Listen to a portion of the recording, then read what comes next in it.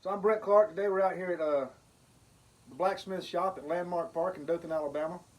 And we're going to be making this steak flipper with a bottle opener handle. Hopefully you can see that. This is my assistant Kieran and my daughter. Hi guys.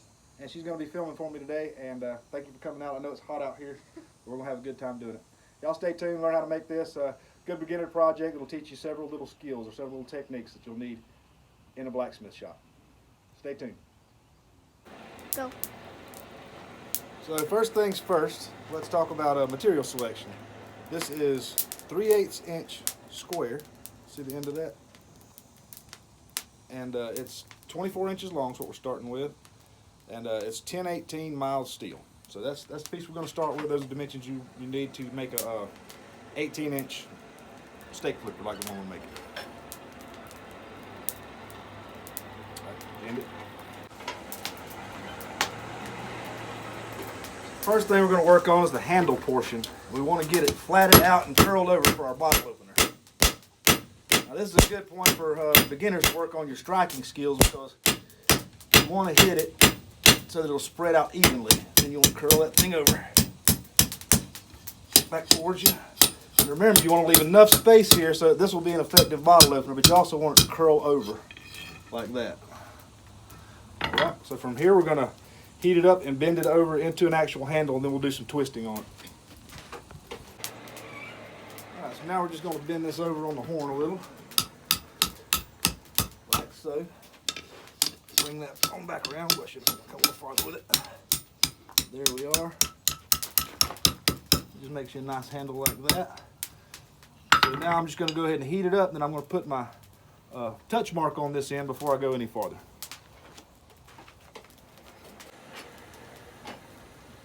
Go ahead and put our little mark on there.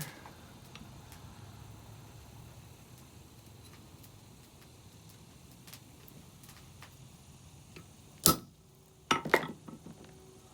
little touch mark for the blacksmith shop. Old Town Blacksmith. Now we're going to make ourselves, actually we're going to cool this off and work this end here and make the point. Then we'll come back and do a decorative twist. Now we're just going to taper out this business end here. Now you taper out about 3-4 inches.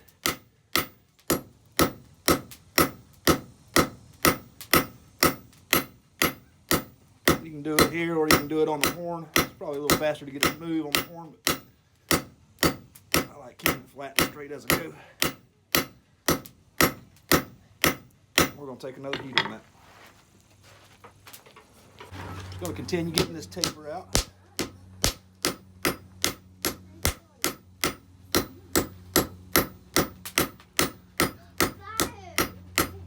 We're just making a square taper to begin with, and I will round it over, or at least make it an octagon before we finish the piece.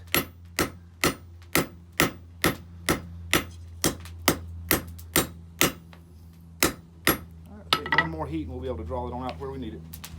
Go. So now I've got it tapered out about where I want it, and I'm just going to leave that straight because we're going to do a twist here, and I want to make the twist perfect before I decide where I want this bend to be. So I'm going to cool this end down, switch back over to the handle end.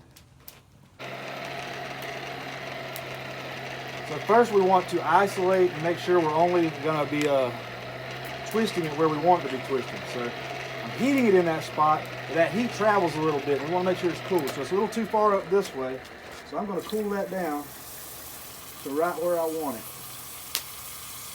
Then I'm going to move over here into the vise, and I think we'll mark about right there. Into the vise like that. You can just have any old little thing. It's just a piece of rebar. I'm going to twist that until I think that twist is pretty. I kind of like it right about, I'll do one more quarter turn. Line it up about right there. All right. Of course, I didn't bring my brush with me today, and I don't have one here, so we're going to just kind of clean it off on here. All right, now I'm going to straighten this up a little bit.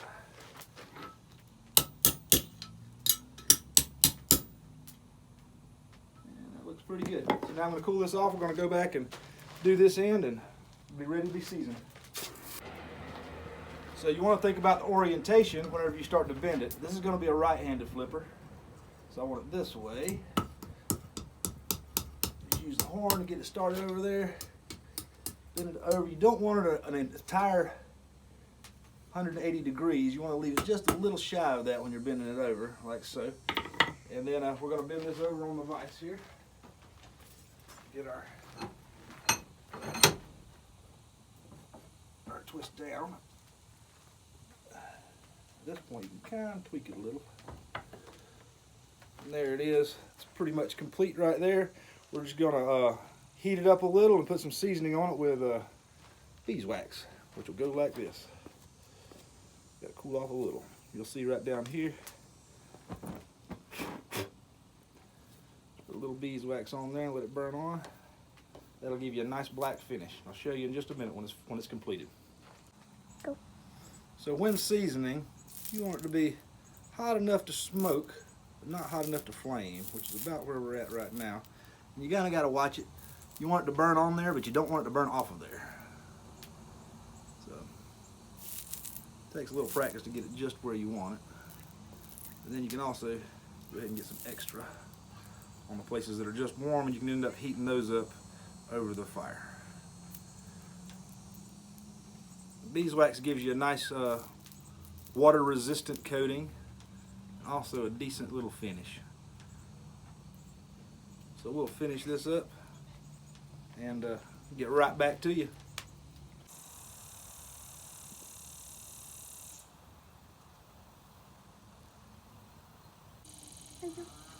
So here we are. There it is, all finished up. Get out of the smoke there. See if we can get it in the light. Touch mark there. It's an 18-inch steak flipper. Grab your meat, turn it. Very simple project, and it doesn't require a lot of tools. It's a good one for a beginner to start trying on. There's a couple of skills you'll be hammering out here, literally. You'll be tapering, bending around the horn, doing a twist, controlling your hammer blows to get this nice and flat the way you want it. There we go. Got it all made now. It's time to go test it.